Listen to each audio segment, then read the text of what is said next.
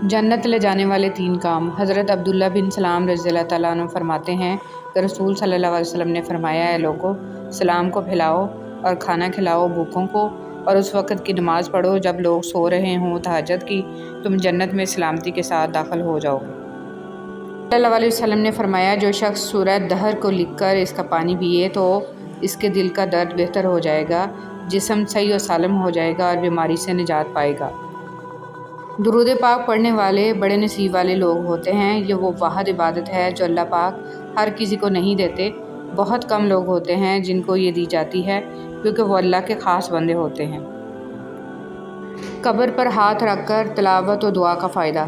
عبداللہ بن مسعود رضی اللہ تعالیٰ عنہ سے مروی ہے کہ جب کوئی بندہ اپنا ہاتھ قبر پر رکھ کر کہتا ہے، خداوندہ اس مردہ کو بخش دے کہ یہ تیری بخشش کا محتاج ہے، اور قل ھو اللہ احد اور سورہ فاتحہ پڑھتا ہے، تو خدا اس قبر کو روشن اور کشادہ کرتا ہے اور اس دعا کرنے والے کے گناہ بخش دیے جاتے ہیں۔ حضرت ابوبکر صدیق رضی اللہ تعالیٰ عنہ نے فرمایا، ہر چیز کا ثواب کا اندازہ ہے مگر صبر کے ثواب کا کوئی اندازہ نہیں ہے۔ حضرت علی رضی اللہ تعالیٰ عنہ نے فرمایا، جو شخص اپنی تکلیف کو 3 دن تک لوگوں سے پوشیدہ رکھے اور اپنی تکلیف کی شکایت صرف اپنے اللہ سے کرے تو اللہ پر اس کا حق یہ ہے کہ اسے تندرستی دے۔ اللہ تعالیٰ نے فرمایا، تباہی اور بربادی ہر اس شخص کے لیے جو دوسروں کے عیب ڈھونڈتا اور لوگوں کی پیٹھ پیچھے برائیاں کرتا ہے۔ جس شخص کو اللہ کے ہر کام میں حکمت سمجھ آ جائے، وہ زندگی میں کبھی بھی کسی واقعہ کے رونما ہونے پر شکوہ نہیں کرتا، صرف تسلیم کرتا ہے، مصیبت کا مقابلہ صبر سے اور نعمتوں کی حفاظت شکر سے۔ 4 غلطیوں سے بچو۔ شریف کو بیوقوف مت سمجھو، مکار کو عقل مند مت سمجھو، قاتل کو بہادر مت سمجھو اور مالدار کو بڑا آدمی مت سمجھو۔ حضرت عثمان غنی رضی اللہ تعالیٰ عنہ نے فرمایا، جس انسان کو سال بھر میں کوئی تکلیف کوئی رنج نہ پہنچے تو وہ جان لے کہ مجھ سے میرا رب ناراض ہو گیا ہے۔ ماں کے لیے سب کچھ چھوڑ دینا، لیکن سب کے لیے ماں کو مت چھوڑنا، کیونکہ جب ماں روتی ہے تو فرشتوں کو بھی رونا آ جاتا ہے۔ وقت اور بیوی تنگ تو کرتی ہے، لیکن جب ساتھ دیتی ہے تو زندگی بدل دیتی ہے۔ مایوس وہ ہوتا ہے جو اللہ پر یقین نہیں رکھتا، اور محروم وہ ہوتا ہے جو اللہ کی نعمتوں کا شکر ادا نہیں کرتا۔ حضرت علی مرتضیٰ رضی اللہ تعالیٰ عنہ کا قول ہے، دولت کی مستی سے اللہ کی پناہ مانگو، کیونکہ یہ وہ لمبی مستی ہے کہ جس کے نشے کو سوائے موت کے کوئی دوسری چیز نہیں اتار سکتی۔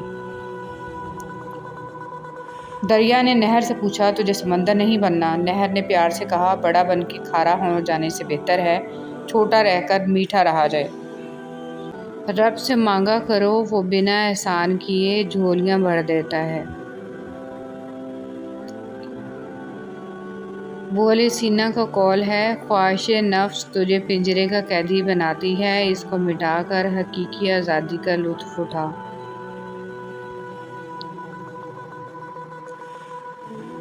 وہ شخص اپنے آپ پر بہت ظلم کرتا ہے جو پورے دن میں ایک بار بھی استغفار نہیں کرتا۔ حکیم اقلیدس کا قول ہے، جو شخص علم رکھے اور اس پر عمل نہ کرے وہ ایک بیمار ہے جس کے پاس دوا تو ہے مگر علاج نہیں کرتا۔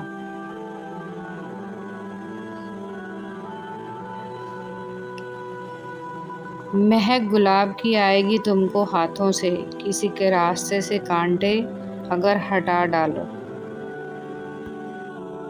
حضرت ابو الحسن خرقانی رحمۃ اللہ علیہ کا قول ہے، اللہ تعالیٰ کی دوستی اس شخص کے دل میں نہیں ہوتی جس کو مخلوق پر شفقت نہیں۔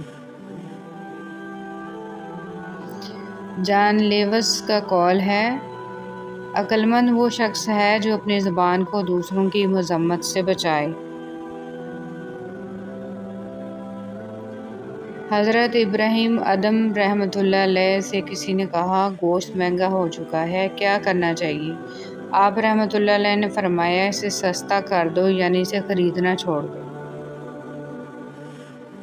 ہم وہ لوگ ہیں جو سوچ اور نظریات بدلنا چاہتے ہیں لیکن دوسروں کے۔ دریا تلاش کر نہ سمندر تلاش کر، راہ جہاں ملے تجھے وہ گھر تلاش کر، لوگوں کے پیچھے چلنے سے کچھ فائدہ نہیں، جو راہ حق دکھائے وہ رہبر